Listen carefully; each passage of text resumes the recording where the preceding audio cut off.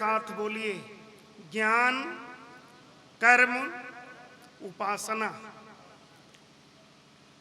मैं सोच रहा था कौन सा मंत्र रखूं, तो पूरा मंत्र नहीं, एक वेद मंत्र का छोटा सा अंश। यजुर्वेद के 40वें अध्याय में एक मंत्र आया है। मंत्र तो बड़ा है। ओम वायुरनिलम अमृतमथेदम भस्मांतम शरीरम, ओम क्रतोस्मर क्लिबे स्मर कृतम स्मर। इसका एक पद है ओम क्रतो स्मर। आज इसी पद पर थोड़ी सी चर्चा होगी। फिर से सुन लीजिए और दोहरा लीजिए, सब लोग बोल दीजिए, ओम क्रतो स्मर। ये 3 शब्द हैं।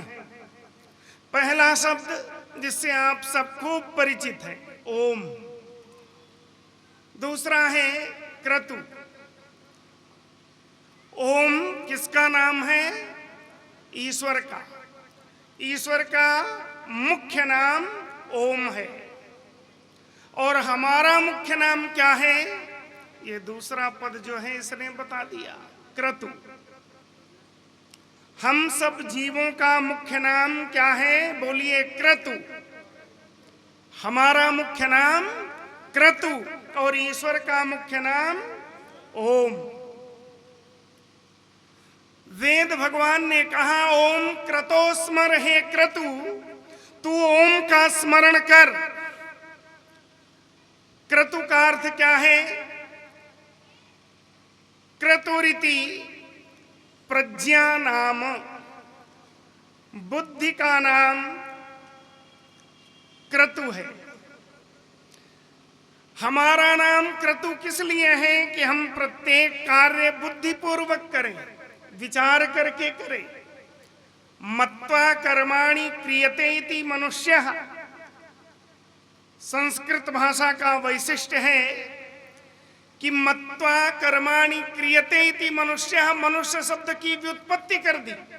मनुष्य को मनुष्य क्यों कहते हैं? जो मनन करके, विचार करके फिर कर्म को करता है, इसलिए इसका नाम मनुष्य है। डॉक्टर साहब महेश आर्य जी का मैं नाम भूल गया था, सम्माननीय डॉक्टर महेश आर्य जी। क्रतु इति प्रज्ञा नाम, जो विचार करके कर्म को करता है, इसलिए इसका नाम मनुष्य है या क्रतु है। संस्कृत भाषा की विशेषता है कि कोई भी नाम दिया गया तो उसके पहले उसकी व्युत्पत्ति की गई, अनायास नाम नहीं रखा गया। पुत्र का नाम पुत्र क्यों है? पुम नरकात् त्रायते सौ पुत्र, जो बुढ़ापे के कष्टों से बचाता है, इसलिए इसका नाम पुत्र है। पुत माने बुढ़ापे का नरक, उससे जो बचा लेता है, इसलिए इसका नाम पुत्र। पक्षी का नाम खग है संस्कृत में। क्यों? खम माने आकाश, खे गच्छति इति खगः, आकाश में चलता है, इसलिए इसका नाम खग है। इसी तरह से हमारा नाम क्रतु क्यों है? कहा बुद्धिपूर्वक पहले तोलो फिर बोलो। जो बोलने से पहले विचार कर लेता है उसका नाम मनुष्य है, और जो विचार नहीं करता वो मनुष्य के शरीर में होता हुआ भी मनुष्य। पश्यतीति पशु, जो बिना विचारे देखा देखी कार्य को करता है, इसलिए इसका नाम पशु है। तो क्रतुरिति प्रज्ञा नाम और क्रतुरिति कर्म नाम। कर्म का नाम भी क्रतु है। हम जो कर्म करें विचार पूर्वक करें, पहले विचार करें और फिर कर्म करें। ये क्रम ठीक है या ये क्रम ठीक है कि पहले कर्म कर लें और फिर विचार करें? पहले विचार फिर कर्म, यानी पहले ज्ञान और उसके बाद कर्म। जब ज्ञान और कर्म आपके ठीक होंगे तब तो आप ईश्वर का स्मरण करने की योग्यता रख सकेंगे। वेद ने कहा ओम का स्मरण बाद में करो, पहले अपने ज्ञान को और ज्ञान पूर्वक अपने कर्म को व्यवस्थित कर लो। जब आपका ज्ञान व्यवस्थित होगा, ज्ञान के अनुसार आपका कर्म होगा, तब आप ओम को स्मरण करने की योग्यता रख सकेंगे। अन्यथा केवल माला जपने के समान ही होगी हमारी आपकी संध्या, हमारी आपकी उपासना।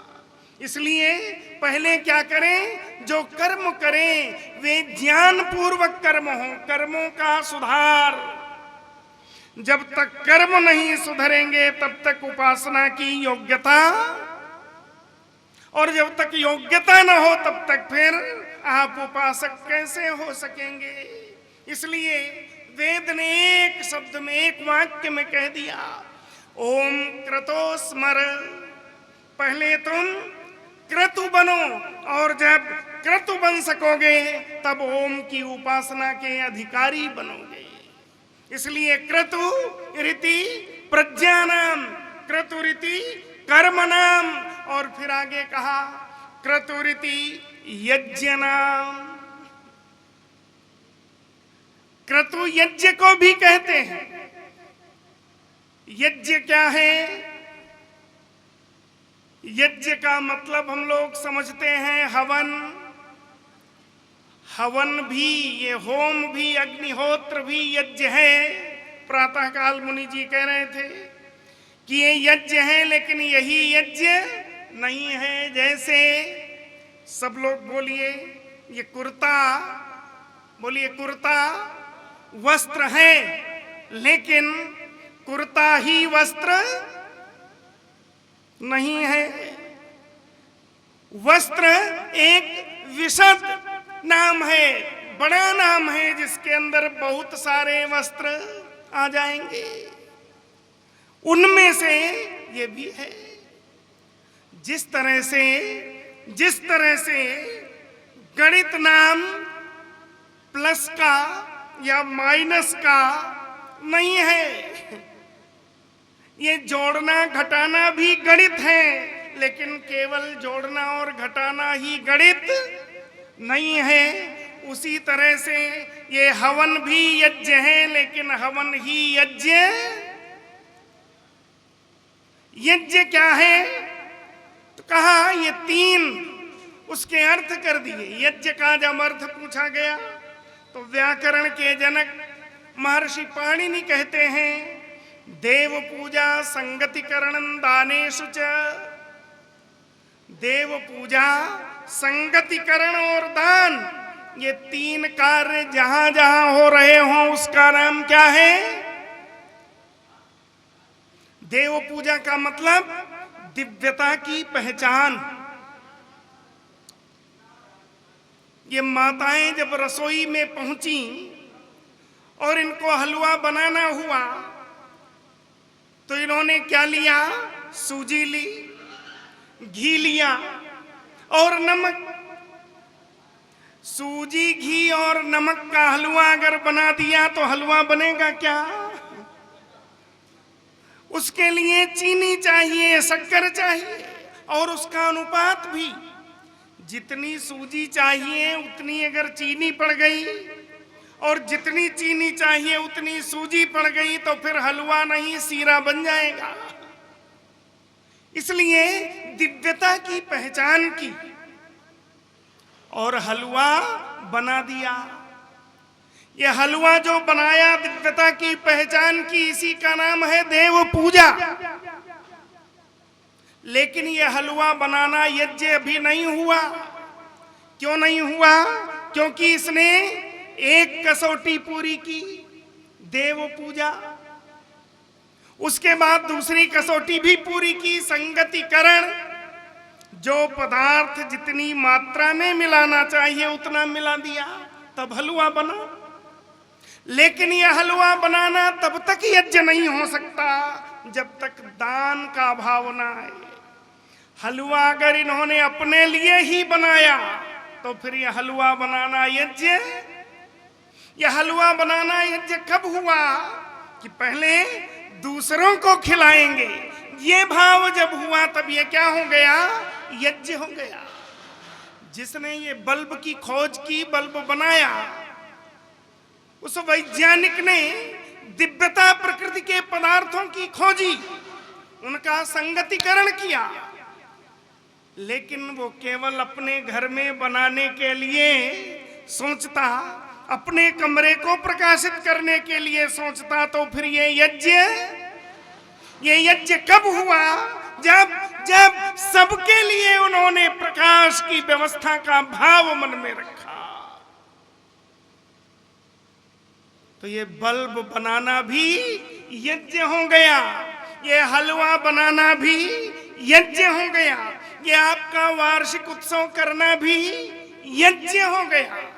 जब देव पूजा, संगतिकरण और दान, ये तीन भाव, तो तीन बातें जहां जहां हो उसका नाम यज्ञ है। तो अगर आप क्रतु बनना चाहते हैं तो क्या करें? देव पूजा, सीधी सी बात, जो आपसे दिव्य है, आपसे जो बड़े हैं, आपसे जो श्रेष्ठ हैं, चाहे आयु में हो, विद्या में हो, अनुभव में हो, उनके प्रति सम्मान की भावना हो, उनके प्रति अभिमान कभी ना आने दिया जाए। ये क्या है? देव पूजा।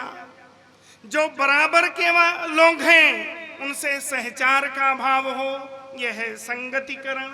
और जो हमसे छोटे हैं उनको देने का भाव हो, यह है दान। जिन परिवारों में ये तीनों क्रियाएं होती हैं वे परिवार याज्ञिक हैं, और ये क्रियाएं नहीं होती, रोज हवन करते हैं तो भी याज्ञिक उन्हें कहा नहीं जाएगा। शास्त्र की भाषा में, ऋषियों की भाषा में ये दैनिक अग्निहोत्र करना, लेकिन बड़ों के प्रति अभिमान में आना, छोटों के प्रति कृपणता में आना, बराबर वालों के प्रति द्वेष में आना, ये अगर भाव है तो आप दैनिक अग्निहोत्री होते हुए भी याज्ञिक कैसे कहलाएंगे?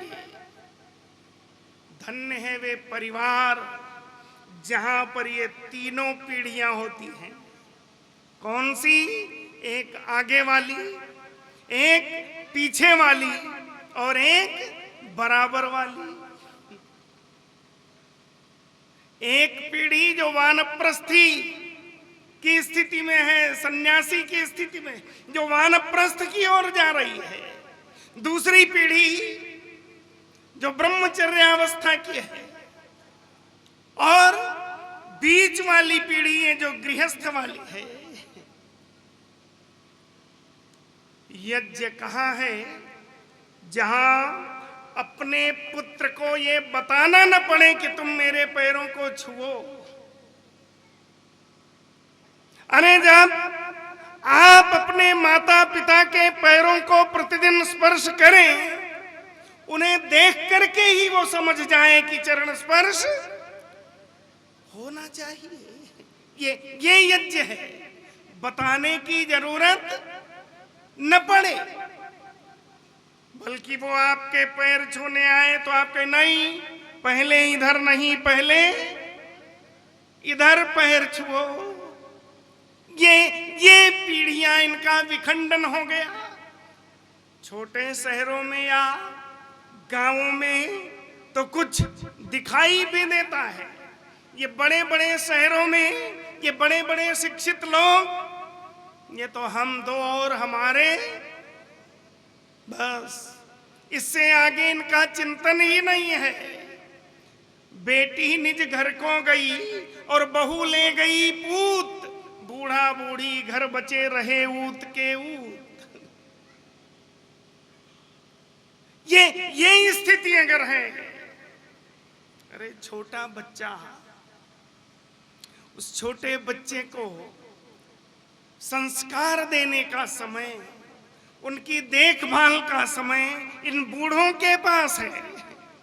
इनसे डोरी टूट गई तो संस्कार कहां से मिलेंगे? फिर उनका स्वास्थ्य कैसे उत्तम होगा? फिर तो बर्गर पिज्जा ही खाएंगे, रोटी। छोटे बच्चे को एक रोटी खिलाने के लिए 1 घंटे का समय चाहिए। ये बूढ़ी दादी ये कैसे खिलाएगी, देख ये देख, ये तेरे पापा की, ये तेरी मम्मी की, ये तेरी दीदी की, ये बुआ की, ऐसे खेल खेल करके खिलाएगी। ये याज्ञिक तार टूट रहा है, इसको संभाले बिना हम क्रतु कैसे होंगे। क्रतुरीति यज्ञ नाम, जब हम ये क्रिया कर सकेंगे तब क्रतु बनेंगे, और जब क्रतु होंगे तभी हमें ईश्वर की उपासना का अधिकार प्राप्त होगा, तब हम ईश्वर की उपासना के अधिकारी होंगे। अन्यथा तो माला फेरत जुग भया, मिटा न मन का फेर, अरे कर का मन का डारी दे, मन का। फिर हमारी उपासना, हमारी संध्या भी केवल मौखिक रहेगी। मंत्रों को पढ़ लिया, यहाँ होंठ हिला दिए, वहां उंगलियां हिला दी, कोई अंतर नहीं रहा। इसलिए क्रतु बने, और जब क्रतु बनेंगे तब ओम का स्मरण कर सकेंगे। क्रतु कैसे बने, कर्म को सुधारे। मैंने प्रातः एक मंत्र में बताया था, देवता किसे कहते हैं, सत्यम वही, जिनके पास सत्य है उन्हें देवता कहते हैं। ओम क्रतो स्मर, फिर से बोल दीजिए, ओम क्रतो स्मर। हे क्रतु, तू ओम का स्मरण कर, पहले क्रतु बन, कर्म ज्ञान पूर्वक हो, और उसके बाद ईश्वर की उपासना कर, तुझे सफलता मिलेगी। प्रभु कृपा करे कि हम इस दायित्व को ग्रहण कर इसमें सफलता अर्जित करें। इन्हीं शुभकामनाओं के साथ ओम सम।